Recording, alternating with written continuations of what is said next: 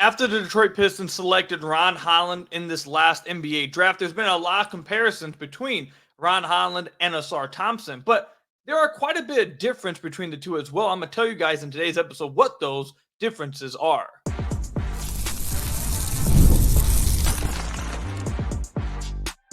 You are Locked On Pistons, your daily Detroit Pistons podcast, part of the Locked On Podcast Network, your team every day.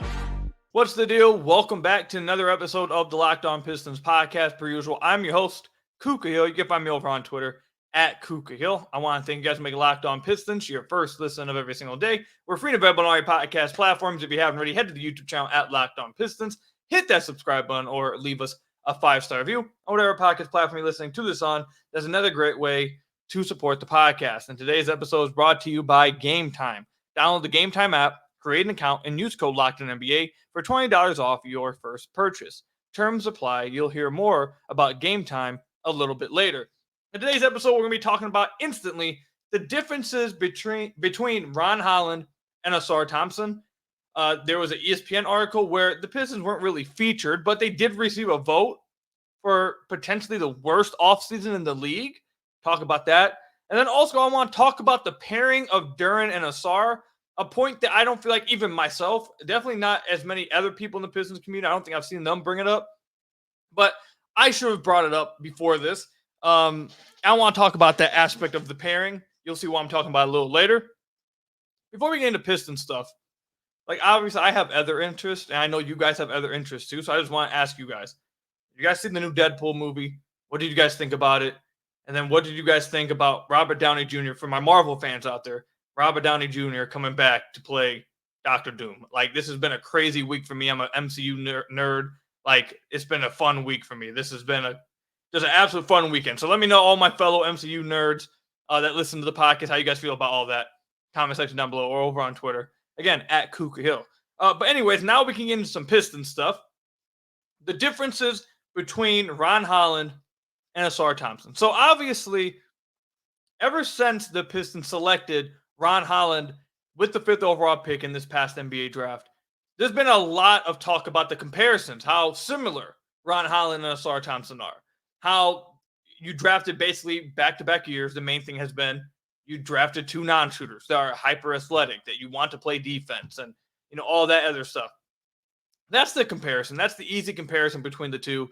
And they've often, I've seen, been put into the same boat. They've been put into the same category of player. And while they do share some similarities, they also do not share a lot of things. And I think there are quite a few things that I would say are differences between the two. I'm just going to preview it now. I think the differences that you're going to see at the end of this, you're probably going to walk away saying Koo thinks Ausar is just a better prospect. Yes, I do think that's the case. And most people I've talked with all agree. All the draft people I speak with, a lot of them have told me the same thing, that Ausar is a better prospect. So it's not a diss on Ron Holland. It's just these are the differences with the players. I just know that after this, a lot of people are going to walk away saying, "Oh, Koo's just higher on on Ausar Thompson." But the first difference that I just want to throw out there, Ron Holland, I feel like at this point, from what I've seen and what I've talked to people, Ron Holland is going to be more of a play finisher at this point of his career, which means I don't think you're going to see him creating much. I don't think he has a lot of that creation when it comes to playmaking wise and making reads that you want the ball in his hands. I think in Summer League, you saw it. He was at his best when you had him moving around off ball. You had him setting screens. You had him diving to the rim. You had him backdoor cutting. You had, getting involved in all these actions outside sitting in the corner. Now, initially hearing that, you'll probably say, well, cool, that sounds like a lot like Ausar Thompson this past year. Yes, that is true. But one of the reasons why you drafted Ausar Thompson is because of what we talked about, I think on even the last episode, 2 episodes ago. Ausar Thompson is by far and away a different type of prospect when it comes to playmaking, processing, passing ability, his accuracy at passing, his ability to handle the ball as a secondary playmaker, which I think you're going to see this upcoming season. So I think Ausar Thompson is more of a guy you will have the ball in his hands and trust him to make the right read, to create for others, to drive and kick, to process the game, to make live reads off a live dribble very quickly. I think that's one of the main differences you're going to see. I think Ron Holland is going to be more of a play finisher. You're not going to be asking him to do those kind of things. I don't know if at any point in his Pistons career that's going to be one of those things you're asking him to do. Whereas Ausar Thompson, I think that is something you're going to see them ask him to do as soon as this year. The playmaking, the processing, and just the passing ability, they're just completely different in that regard. That's one. Two, the second difference I have between the two, and this is one of the areas that one of the people I talked with that does draft stuff disagree with me here, but I want to see it play out this season because I do feel this way as of right now, and maybe I'm wrong, but I feel like Ron Holland may have a higher upside as just a raw finisher. Now, that's simply because I think he's I think he has better footwork than Ausar does on drives from what I've seen at Summer League, and I think he has just a better, I would say better balance on the way to the rim.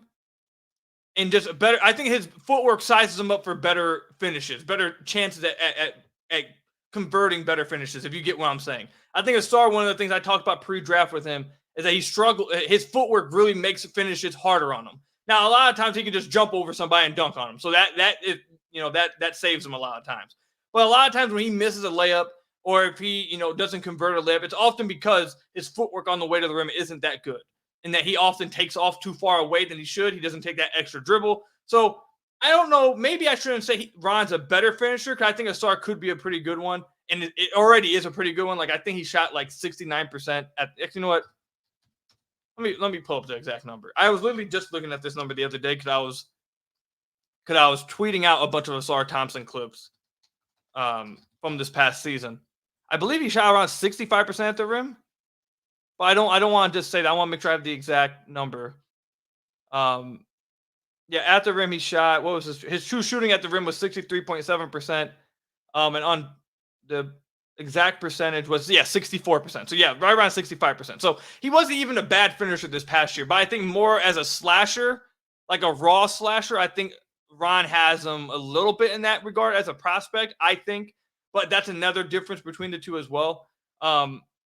And then one of the other differences too, Ron Holland is probably like an 80th, 85th percentile type of athlete. Like Ausar Thompson's like 99th percentile. Like I pre-draft, I had Ausar as like a 95th percentile athlete, like right behind his brother, who I thought could be like the best athlete in the NBA, which I still think probably is the case for me. But I saying Ausar was a 95th percentile athlete was underrating him for me. I underrated it. He is just like. He is one of the best athletes in the NBA, bar none. Like, there's no real comparisons for him in the NBA. So I know a lot of people like to just say, oh, well, they're both athletes. Like, no, one of them's a better athlete than the other, like a just supreme better athlete. One of them's more of a processor, more of a playmaker, secondary ball handler, has those chops. Whereas one of them is more of a play finisher, just raw slasher, scoring type. Actually, I think that's probably the best description of what I was trying to say earlier. I think Ron is more of just a flatline scorer. Like, he is going to the rim and he is trying to score at the rim. He is trying to draw fouls at the rim. He is trying to draw free throws. He is trying to convert finishes. Like, he is more of a scoring mindset. Whereas Ausar Thompson, as you saw in Summer League last year, like if you compare the two Summer Leagues, you see Ron Holland stacking up the shot attempts. You didn't really see that with Ausar a lot. You see Ron Holland taking a lot of tough finishes at the rim, trying to score, drawing free throws. You didn't see that as much with Ausar. Ausar more so was playmaking for others, more so just making the right play, processing the game. That they're just different style of players. So yes, neither of them are great shooters at this point. They both project to be. I mean, Ausar is already a great defender, I think, and Ron projects to be a good one. So like they have that similarity, but in the details of their games, they're different. One's a better athlete. One's a better passer. One's just a better slasher. One's more of a scorer mindset. One of them's more of a playmaking mindset. Like they're different level players with similarities, I would say. They're different type of players with some similarities. And I know that like the main similarity is just they can't shoot. So like I get that. But even still, I think Ron's a better shooting prospect at this point than Ausar Thompson is. Like Ron, I think I could see more realistic path to him hitting more threes in the future than Ausar. Whereas I can see Ausar being more of a playmaking ball handler than I can see Ron. Like, there's differences between them. They're both incredibly enticing prospects. I think Ausar is a better prospect, but they're both enticing prospects. They're both wings that project to be good defenders. So you have switchable wings on the perimeter. Like, I think this is a good core to build around, to have building around because of that reason, because of the versatility that offers you. But they still have many differences in their games. Some are better than one aspect of their game than the other. Like, there's differences between the two. I don't necessarily agree that you can just group them together and say they're the same player. I don't think they are. I really don't. I think they have some similarities, but they're not nearly like the same type of player at all to me.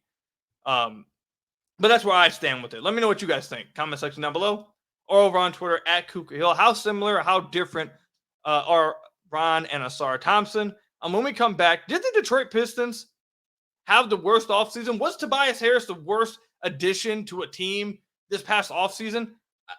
Apparently, some people believe so. I think it's crazy, but we'll talk more about it.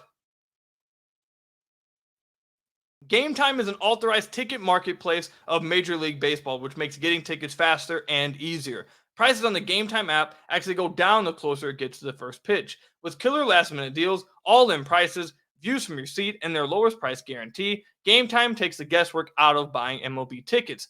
I'm a procrastinator. I wait to the last second with quite literally everything, and it screws me over when I'm trying to buy tickets, but not with GameTime, which is why I love GameTime. You can save up to 60% off buying last minute for sports, concerts, comedy, theater, all kinds of different events near you. And like I said, they're last minute deals, meaning that all the way up to the last second, if you wait to the last second, you can find deals. You can still find great seats. And not only can you find great seats, you can see the view of your seat from the app. No longer do you have to get tickets, show up to the seat and be like, oh man, this wasn't the greatest seat I got. No, you can see right in the app whether you're getting the right seat for you. It's why I believe GameTime is absolutely amazing. It's the best ticket marketplace out there for you. So again, download the GameTime app. You can create an account and use code LOCKEDONNBA for $20 off your first purchase.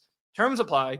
Again, create an account and redeem code LOCKEDONNBA for $20 off your first purchase. Download GameTime today. Last minute tickets, lowest price, guaranteed with GameTime. So I want to thank you guys again for making Locked On Pistons your first listen of every single day. We're free and available on all your podcast platforms. If you haven't already, head to the YouTube channel at Locked On Pistons. Hit that subscribe button or leave us a 5-star review on whatever podcast platform you're listening to this on. That's another great way to support the podcast. Before we get into the worst offseason Tobias Harris stuff, I said in the last episode that on this episode I would be telling you guys how we're going to become more. There's going to be a little bit of a change at the podcast. I just want to reference that here. So going to be going down to around 3 podcasts a week moving forward. If I have a special episode, you may get 4. But what we're going to be trying to do for the rest of the offseason, which is why I actually want to hear from you guys as well. Each episode I'm going to try from here on out, it's going to be a themed episode. Like Monday, Wednesday, Friday, Tuesday, Wednesday, whatever day the episode comes out, we're going to have a theme for that specific day. So you know what to expect, whether Monday is a guest podcast, Wednesday is a player preview, Friday is a what if question, or Thursday's a mailbag episode.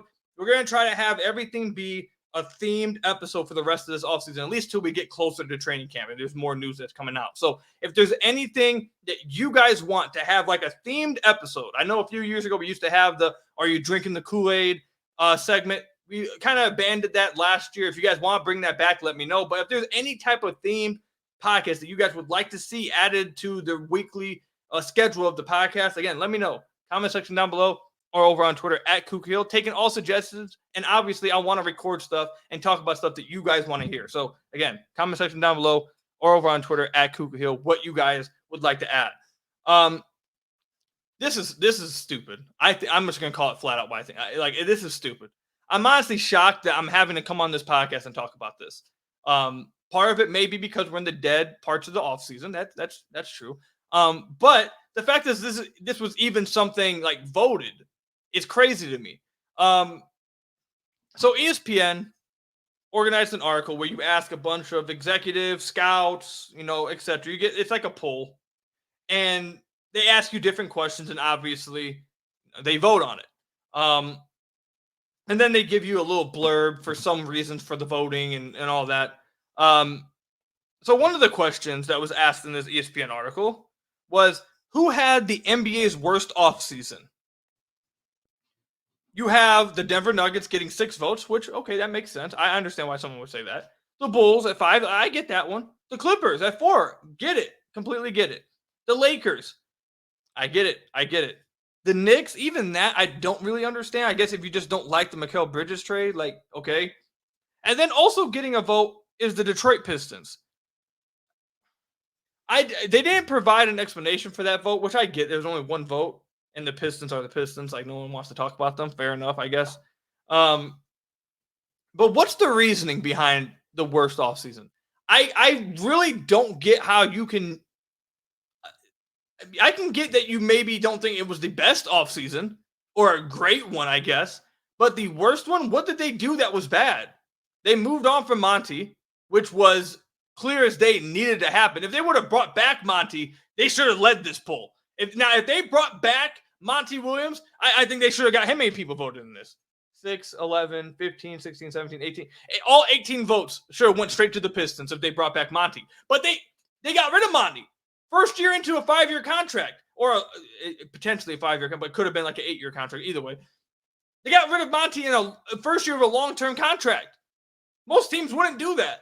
The fact that they had the gall to do that, and let's use a different word, but this podcast is for everybody, even kids included. But they had the gall to do so. Honestly, should have got them both for the best offseason this past offseason. Who else would have fired him 1 year into this? Like, that was an incredible move.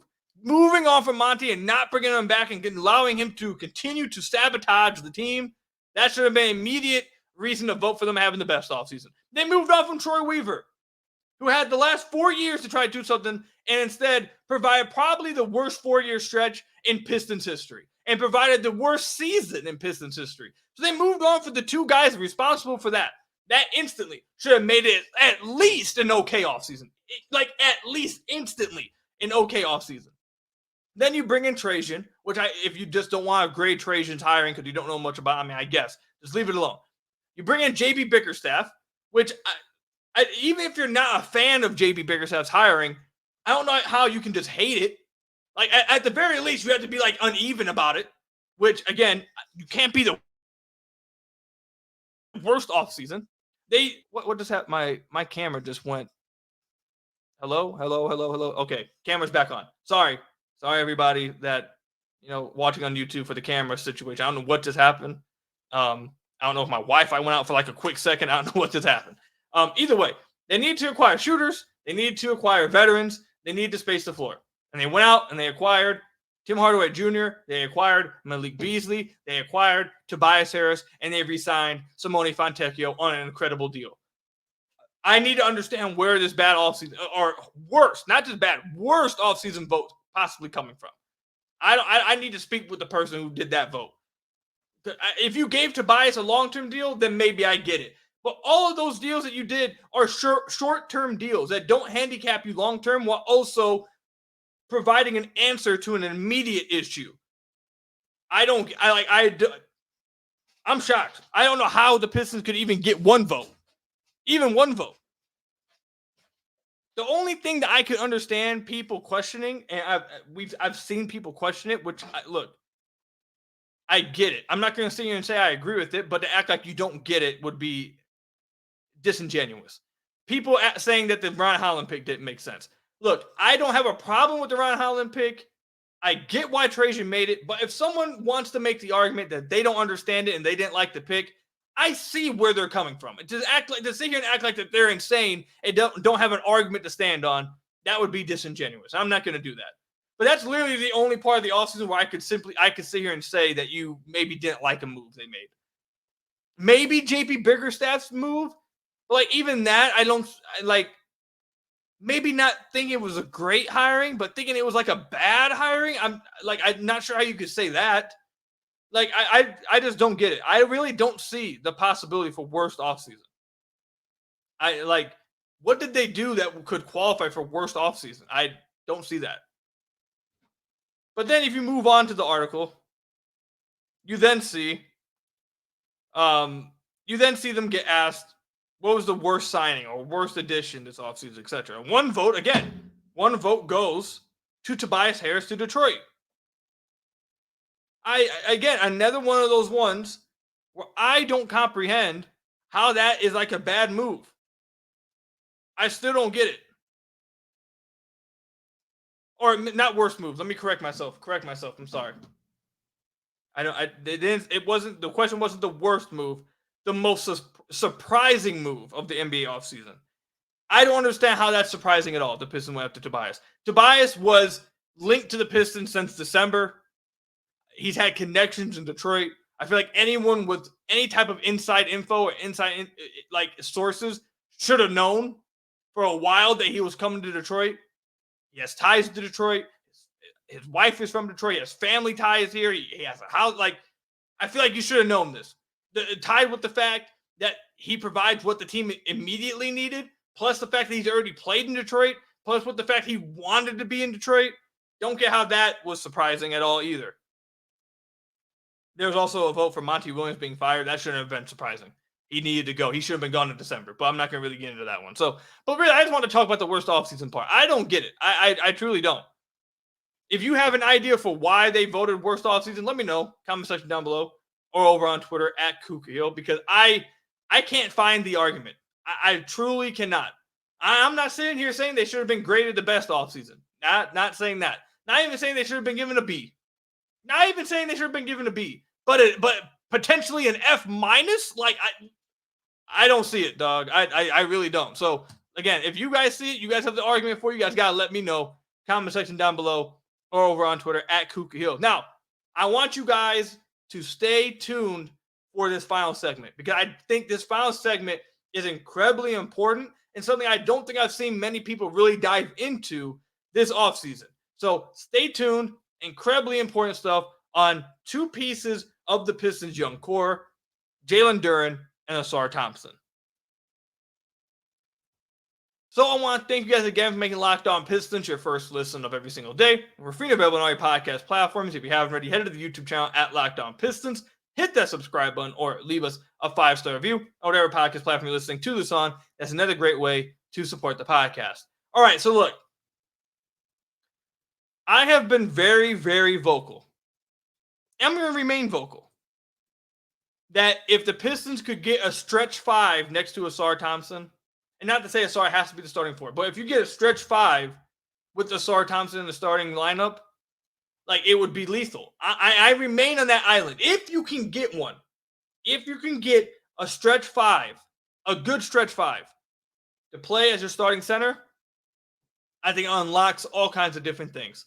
I think it would be absolutely fantastic. I think the very, very, very, very limited sample that we got with Ausar with Mike Muscala and Danilo Gallinari, I think that shows evidence of that, even though it was an incredibly small sample. I think the logic follows along with it as well. Oh, spacing next to Ausar, he's the only non-shooter. He's a playmaker too. You can have the ball in his hands, so therefore you really could take advantage of the full court being spaced out. Like, the logic follows along with it as well. So I remain on that island, okay?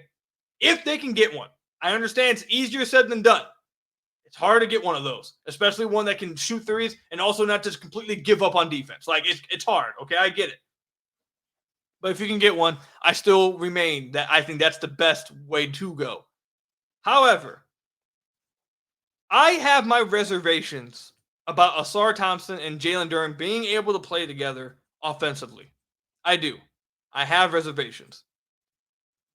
However, there is evidence to point to the fact that they can play together, and that if you give them, if they're shooting around those two, enough shooting around those two, you can play together with those two. And not to get in too deep into this and get too crazy analytical here, but there's different types of spacing in the NBA. There's horizontal spacing, which, let's just say, best way to describe that is, or vertical space. I'm sorry, that's the one I'm referencing right now. Vertical spacing, which is like a lob threat. Like, that's the simplest way to describe that. Like, someone who can provide spacing by being a lob threat. That's another way. And then there's horizontal spacing. There's different. Basically, what I'm trying to get at is that there's different ways to create spacing It's not just catching shooting threes. There's different ways to create it. Now, having 3 non-shooters, that's not feasible. And again, I still have reservations about having 2. 2 is pushing it, but you have to be creative offensively. You have to know how to utilize the players. You can't just spot Ausar up in the corner and have him stand there. Like, that's not going to work. But if you can be creative with it, then yes, it can work. And there is some evidence based off this past season that it can work if you have shooting around it.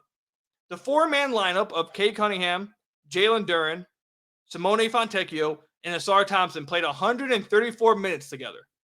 134 minutes together. Not an insane sample size, but I would say an okay amount. Like, it's not crazy, but it's an all right amount. In those minutes, they won their minutes by 4.04 points per 100 possessions.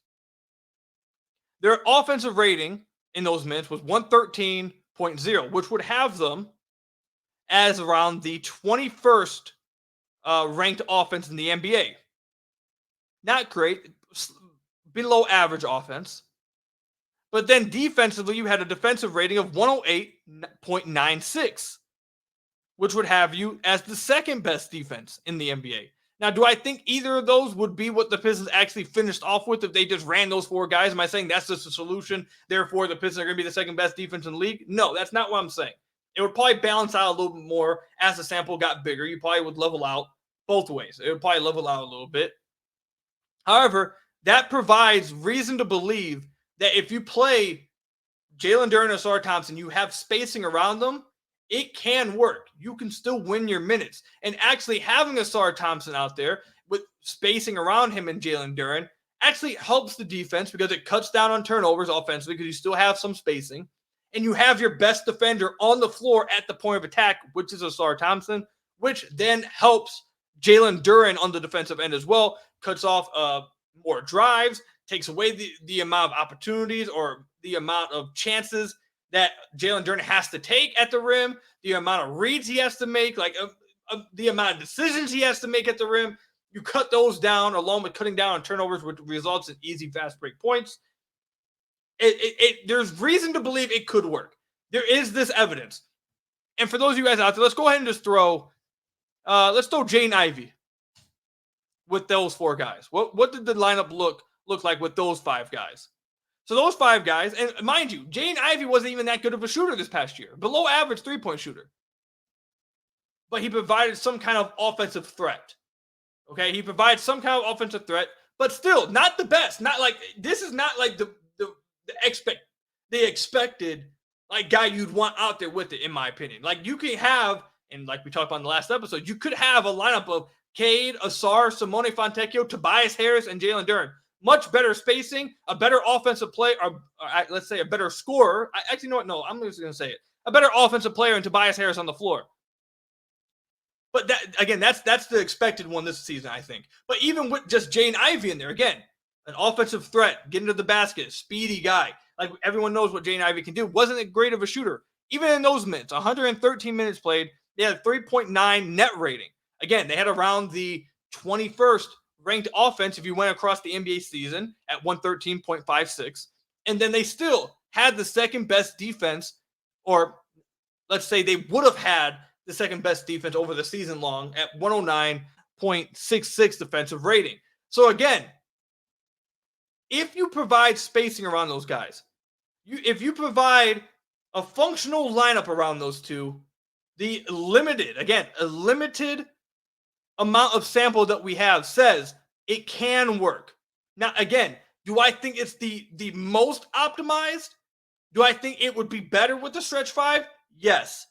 But does that mean this simply can't work? I have reservations about it, but some of the sample size says, yes, it can work. It can work. You just have to have the right pieces around it. I really want to use a different player than Ivy, but they didn't really play. They didn't have, everyone knows how the end of the season went. They didn't really have anyone else playing. They didn't have a lot of other people soaking up minutes with those 5 guys because you had the Simone Fontecchio injury happen. You had the Stu injury happen. You even had Ausar Thompson, like I said, or another injury in Ausar Thompson with the blood clots missed time. So, and then you had the trade happen. You had Quentin Grimes get hurt too. So it's like you don't have much of a sample outside of just those 4 guys, and then the additional 113 minutes with the 5 of Cade, Duren, Simone Fontecchio, Ausar, and Ivy. So again, I think a stretch 5 would be best. You want the most spacing possible in 2024. That's what I believe. However, having Ausar on the floor helps your defense. It helps Jalen Duren because he has someone that also, not only can Ausar Thompson provide great point of attack defense, he also is a great help defender. He's also a great passing lanes defender. He's a great weak side rim protector. Like, he's just an overall defensive beast. Like, Ausar is a defensive difference maker. That's what I would call him, a difference maker on the defensive end. So simply having him on the floor can help Jalen Duren defensively, like we see in those limited amount of minutes. And then if you go back offensively, cutting down the turnovers due to having more spacing and not driving into more people and, the swipe downs and turn the ball over, like that stuff, cutting that stuff down. Having better shooting, which means scoring more, making more outside shots, which means less long rebounds, which means the defense is taking the ball at the basket more, which allows you to get in your set defense a little bit more. There's the evidence suggests it can work. So I'm interested. I think they're going to try to make it work this year. Again, I think that the starting lineup will be Cade, Ausar, Simone, Tobias, and Jalen Duren. That's what I think is the best 5-man unit for them. That's what I believe they're going to go with. And I think it makes sense. I'm willing to see it out. It looks like that so far, we're July 29th. Jalen Duren hasn't been traded. It looks like he's going to be their starting center. Okay, I think if they want to go this route, I think the evidence that we have so far says, okay, there's reason to believe it can work. Will it work for a longer duration of sample? We'll have to see. But the limited sample suggests there's reason to continue to look at it. There's reason to continue to get more sample before you make a final opinion. So that's where I'm at with it. I'm willing to see a more sample as long as you're playing it with another spacer. Their biggest problem this past year was when they would try to play those two with an Isaiah Stewart or with a Killian Hayes at the beginning of the year. Like that was the biggest problem when you had multiple. The evidence suggests just 2 of them with shooting around them. There's reason to continue to get more sample of that to make a final decision. So that's where I'm at with it. Let me know what you guys think. Comment section down below or over on Twitter at Kuka Hill. That's all I've got for you guys today. Thank you guys for making Locked On Pistons your first listen of every single day. Free and available on all your podcast platforms. Hit that subscribe button to the YouTube channel. Leave us a 5-star review on whatever podcast platform you're listening to this on. And until next time, I'll see you guys later. Stay safe out there. Till next time, peace out.